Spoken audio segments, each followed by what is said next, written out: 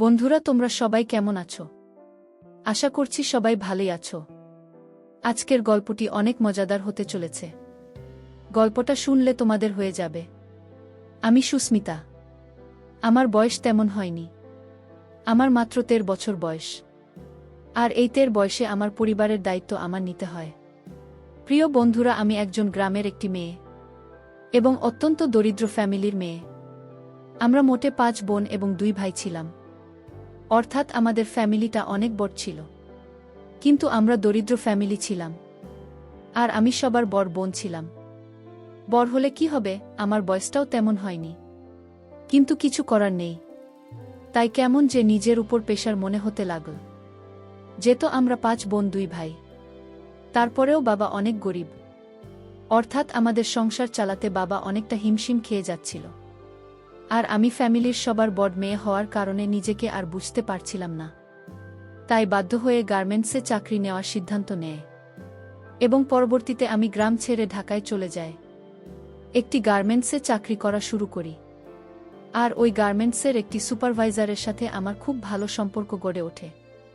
যেহেতু দেখতে শুনতে আমি বেশ সুন্দর ছিলাম, সুপারভাইজার আমাকে চাকরির ক্ষেত্রে বিভিন্ন সুযোগ সুবিধা দিত এবং কিছু কাজ না করলে ওভারটাইম দিতে।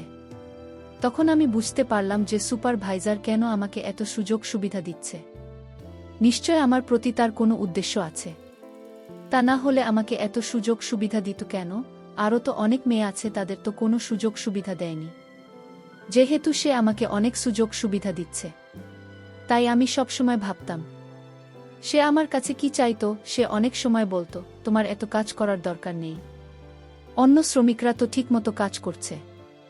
আর কেউ যদি তোমাকে কোনো কিছু বলে তাহলে আমাকে জানিও।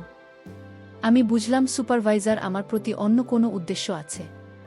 পরবর্তীতে যখন করোনা আসার সময় হয়ে আসছে, তখন আমাদের গার্মেন্টস থেকে অনেক কর্মী ছাঁটাই করে দিল।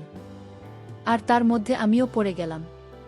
তখন আমার সেই সুপারভাইজার আমার প্রতি অনেক মায়া হলো এবং সে আমাকে তার নিজের খরচে লেবানন পাঠিয়ে দিন। কিন্তু আমার তো তেমন বয়স হয়নি। বাইরে যেতে হলে 18 বছর বয়স লাগে। আর তাই সুপারভাইজার আমার বয়সটা বাড়িয়ে নিল। আমার বয়স ছিল মাত্র 13 বছর। আর 13 বছর থেকে 18 বছর বানিয়ে নিল। কিন্তু আর এই লেবু দিয়ে আমার জীবনে ঘটল এক দুর্ঘটনা। লেবাননে আমি একটি বাসা বাড়ির কাজ পেলাম। সেই বাড়িতে আমার যে সে ছিল তার 3 ছেলে এবং সে নিজে, এবং তার 4 তাঁবু ছিল। প্রথমে আমি বুঝতে পারিনি যে সাধারণত ওদেরকে 2-3টা করে বয়। পরে বুঝতে পারলাম তাদের অনেক। তাই তারা 2-3টা করে বিয়ে করে এবং তাদের বুড়ো বিয়ে করার অনুমতি দেয়। কারণ সে একা এত সামাল দিতে পারে না। তাই লেবং যাওয়ার পরেও শেখ এবং তাদের 3 ছেলে নজরে আমি পড়ে গেলাম। কিন্তু প্রথম টাইম আমি জানতাম না যে প্রবাসীর সাধারণত মেয়েদের সাথে এরকম করা হয় এবং কিছু বলাও যায় না। যদি কিছু বলে দিই তাহলে বিভিন্ন রকম মিথ্যা মামলা দিয়ে জেল হাজতে পাঠিয়ে দেয়। এই বিষয়টি আমি অন্যান্য প্রবাসী মেয়েদের থেকে জানতে পারলাম। তো যাই হোক বন্ধুরা, এরপর আস্তে আস্তে সংযুক্ত আরব আমিরাত শেখ এবং তার 3 ছেলের নজরে আমি পড়ে গেলাম। এমনকি তারা বিভিন্ন স্থানে বেড়াতে গেলে আমাকে গাড়িতে করে নিয়ে যেত। তাদের বুথের কে বলতো যে ওকে দরকার আছে বিভিন্ন রকমের চা নাস্তা বানানোর জন্য। এই বলে আমাকে বিভিন্ন জায়গায় নিয়ে যেত। এরকম করতে করতে এক সময়ে তারা আমার দিকে অন্য রকমভাবে চেয়ে থাকত এবং বলতো, খুল বাঙালি মিনা মিলা। অর্থাৎ তারা বলতো যে প্রত্যেকটা বাঙালি মেয়ে অনেক সুন্দর। তো একদিন তারা আমাকে নিয়ে 2 দিনের একটি সফরে বের হলো। সেদিন শুধু সে ছিল আর তার ড্রাইভার আর আমি। তারপর আমি আসে পিছনের সিটে বসলাম আর ড্রাইভার গাড়ি ড্রাইভ করতে থাকল। এক পর্যায়ে সে আমার দিকে অদ্ভুতভাবে চেয়ে থাকতে শুরু করল। কিন্তু আমি কিছু বলতে পারলাম না। কারণ এর আগেও আমি শুনেছি যে প্রত্যেক সেখানেই তাদের বাড়ির কাজের মেয়েরা তাদের সকল কথা শুনতে হয়। যদি তাদের কথা না শুনি এবং পুলিশকে ইনফর্ম করলে মিথ্যা মামলায় ফাঁসিয়ে দেওয়া। তাই আমি ভয় পেয়ে গিয়ে আমি তাকে কিছু বলতে বলেনি এবং বলার সুযোগ দেয়নি আমায়। আর গাড়ির মধ্যে একটি পর্দা টাঙিয়ে দেয়। আমি তাকে জিজ্ঞেস করলাম, পর্দাটা নাচছেন কেন গাড়িতে? সে বলল, সামনে মরুভূমি, প্রচণ্ড বাতাস আসতে পারে। আমি তার কথা শুনে প্রচণ্ড ভয় পেয়ে গেলাম। কিন্তু ভয় পেয়ে কোনো লাভ নেই। তখন আমার কাছে পুরো দুনিয়া একদম অন্ধকার হয়ে গেল। মনে মনে হচ্ছিল আমি আর পৃথিবীতে বেঁচে নেই। এতটা কষ্ট এবং অসহ্যকর মনে হচ্ছিল। কিন্তু সে ক্ষেত্রে বিষয়ে কোনো খেয়াল করল না। আমি বেঁচে আছি নাকি মরে গেছি এ বিষয়ে তার কোনো খেয়ালই রইল না। এক পর্যায়ে আমি অজ্ঞান হয়ে গেলাম। প্রায় 3 ঘন্টা পর আমার হুঁশ আসলো এবং আমি দেখলাম যে আমার অবস্থা একদম কাহিনী। অর্থাৎ আমার শরীর এমন হল উঠে দাঁড়ানোর মতো শক্তি আমার ছিল না। কিন্তু কিছু করার নেই, নিজের শেখ বলে কথা। আর আমাদের আজকের সফর তো ছিল প্রায় 400 কিলোমিটার দূর। এই 600 কিলোমিটার সফর অবস্থায় শেখ আমার সাথে। তারপর আমি যখন একটি নির্দিষ্ট স্থানে পৌঁছালাম, তারপর আমি সেই স্থানে পৌঁছানোর পর অসুস্থ হয়ে গেলাম। তারপর লেবাননের সে আমাকে একটি প্রাইভেট মেডিকেল হসপিটালে ভর্তি করুন এবং 2 দিনের মধ্যে আমাকে সুস্থ করে তুলুন। অতঃপর সে আবার সেখান থেকে ফেরার সিদ্ধান্ত নিল এবং আমরা আবার গাড়িতে উঠে বসলাম। কিছুক্ষণ আসার পর সে আমায় বলল, কেমন লাগলো আজকের সফর? সে গাড়ির আবার পর্দা টাঙিয়ে দিল। তখন আমি শেখকে অনেক অনুরোধ করে বললাম, আপনি পর্দা টাঙালে আমার ভয় করে। আমি তার অনেক হাতে পায়ে ধরলাম, কিন্তু সে কোনোভাবে আমার কোনো কথা মানল না। সে বলল, দেখো তুমি এখানে চাকরি করতে এসেছ, তাই আমার তোমাকে যেভাবে বলি সেইভাবে তোমার চলতে হবে এবং সকল কথা রাখতে হবে। আমি বুঝতে পারলাম সে আমার কথা রাখবে না। তারা যা বলে তাই মানতে হয়। তারা বলে সেখানে চাকরি করতে গেলে তাদের এটাই নিয়ম। এভাবে আমরা বাড়িতে আবার চলে আসলাম। কিন্তু বাড়িতে আসার পরও কোনো রেহাই পেলাম না, কারণ শেখে 3 ছেলেকে দেখে আমার অনেক ভয় লাগত। সেই 3 ছেলের কোনো কাজকর্ম ছিল না, শুধু বাসায় বসে থাকত টিভি দেখতে আর আড্ডা মারত। আর তার বাবার বিজনেস ছিল, বাবা সারাদিন সে বিজনেস সময় দিত।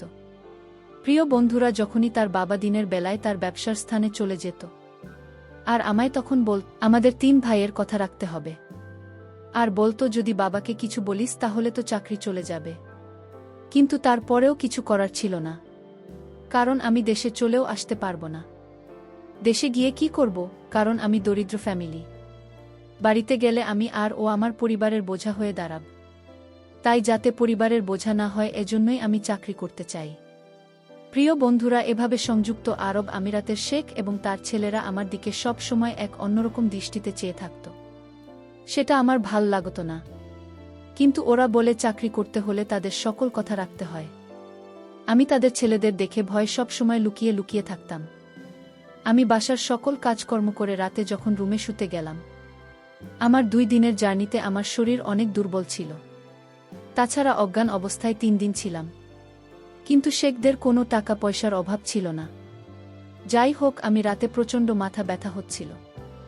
আমি মাথার ব্যথায় যখন শব্দ করতে লাগলাম, তখন শেখের ছেলে আমার রুমে আসলো আর আমায় বলল, তুই কি বেশি অসুস্থ?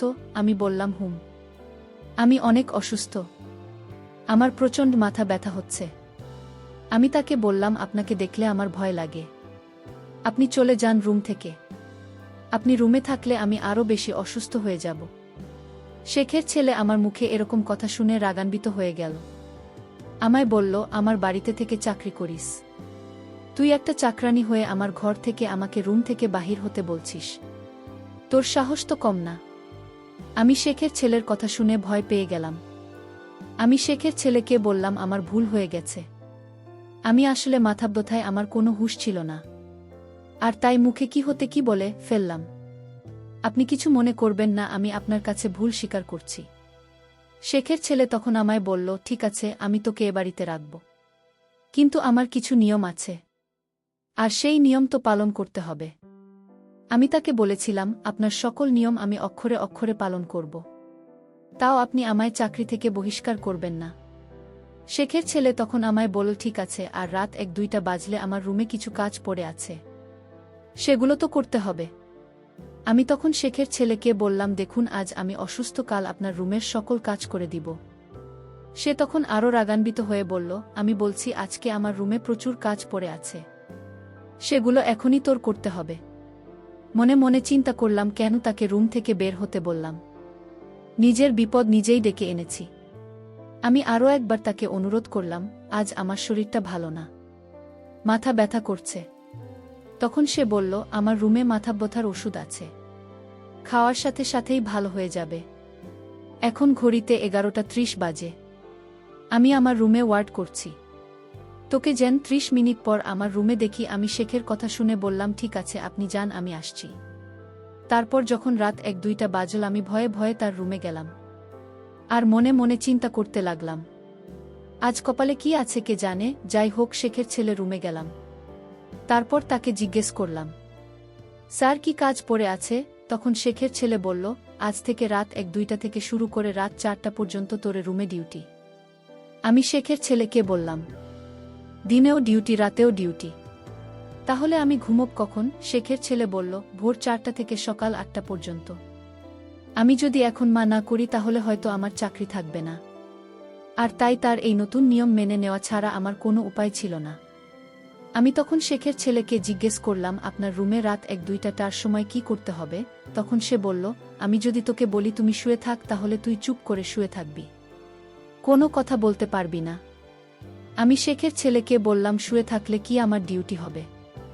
সে বলল, শুয়ে থাকার পর আমি তোকে যা আদেশ করি তাই তোর পালন করতে হবে। আমি আমতা আমতা করে বললাম, ঠিক আছে, আপনি যা বলবেন তাই হবে।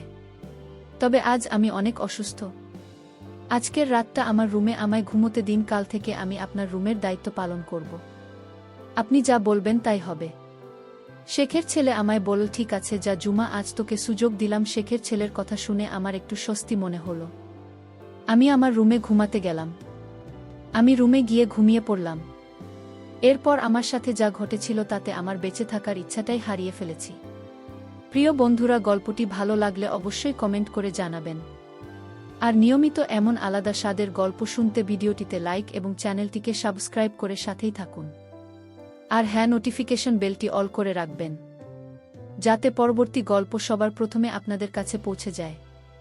ধন্যবাদ বন্ধুরা, ধন্যবাদ সবাইকে।